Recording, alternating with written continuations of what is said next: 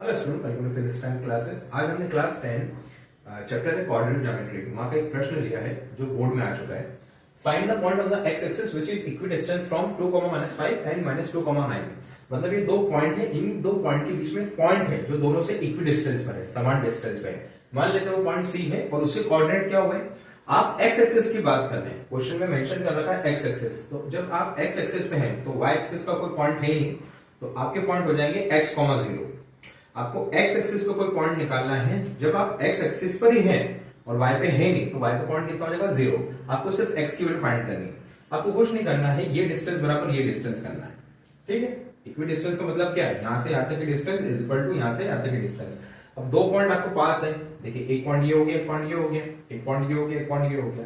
अब दो पॉइंट के बीच की जो डिस्टेंस होती है उसका फॉर्मूला आपको पता ही होगा, बस फॉर्मूला लगा दीजिए और दोनों में अंडर रूट आ रहा है, दोनों तरफ स्क्वायर करेंगे तो अंडर रूट हट जाएगा। a माइनस बी का होल स्क्वायर की आइडेंटिटी लग रही है, a प्लस बी के होल स्क्वायर की आइडेंटिटी लग रही है। सॉल्व करिए सॉल्व करिए सॉल्व करिए, आप x का आंसर -7 आ गया। इट मींस ये जो पॉइंट है ना, ये है -7, 0। आई होप को समझ में आया हो। अगर कुछ विद्यार्थियों को डिस्टेंस का फॉर्मूला समझ में नहीं आ रहा तो मैं एक चीज बताता हूं। डिस्टेंस का फॉर्मूला वर्क करता है अगर आपके पास में दो पॉइंट हो। मान लेते हैं कि कोई दो पॉइंट है आपके सामने, ठीक है।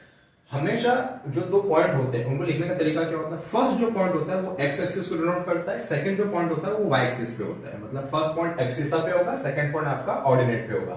9th क्लास में अंदर पढ़ा होगा। इसको हमने 1 कर दिया, इसको हमने 2 कर दिया। अब इनके बीच की डिस्टेंस निकालिए। मान लेते हैं ये पॉइंट ए है, इसका नाम ए है, इसका नाम बी है, तो आप लगाएंगे ए बी। डिस्टेंस का फॉर्मूला होता है अंडर रूट के अंदर। अब एक काम करें, x1 में से x2 माइनस करिए, x2 में से x1 माइनस करिए, कुछ भी माइनस कर दीजिए, किसी में से भी किसी को माइनस कर दीजिए। मैं एक काम करता हूं, मैं x1 में से x2 माइनस करता हूं। मैं ऐसा क्यों बोल रहा था, क्योंकि होल स्क्वायर होता है, कभी माइनस का टर्म आएगा ही नहीं। ऐसे ही y1 माइनस y2, इसका भी। तो डिस्टेंस का फॉर्मूला आपका बना है x1 माइनस x2 का whole square plus y1 minus y2 का होल स्क्वायर।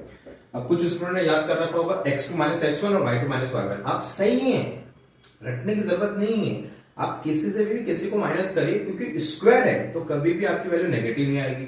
बस जो भी वैल्यू आ रही है उसको सॉल्व करना, अगर उसका स्क्वायर रूट निकलता है तो स्क्वायर रूट निकाल देना। ऐसे ही हमने प्रश्न को सॉल्व करा। आई होप को समझ में आया हो। अगर आपको ये वीडियो समझ में आया, ये क्वेश्चन समझ में आया, तो आप लाइक कर सकते हैं, चैनल को सब्सक्राइब कर सकते हैं, ये वीडियो को शेयर कर सकते हैं, अपने और भी सहपाठी को भेज सकते हैं। इस पे क्लास 10 का बहुत सारा कंटेंट है, हर दिन वीडियो आ रहे हैं आपकी बोर्ड प्रिपरेशन के लिए, सीबीएसई के लिए भी आते हैं, सीबीएसई के लिए खासकर वीडियो आ रहे हैं। तो जो भी सीबीएसई बोर्ड के स्टूडेंट हैं वो मेहनत करते हैं और बहुत अच्छी पढ़ाई करें।